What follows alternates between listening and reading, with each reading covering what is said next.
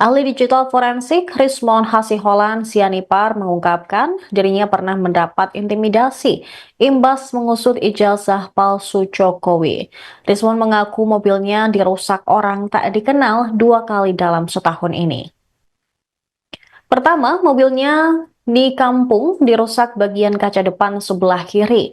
Kemudian selang beberapa minggu, kaca depan sebelah kanan dan pintu tengah juga dirusak. Rismon yang ditemui di kawasan Menteng, Jakarta pada Rabu 30 April menyebut ban mobilnya juga disayat oleh orang tak bertanggung jawab. Kejadian itu terjadi pada tahun ini di Bali.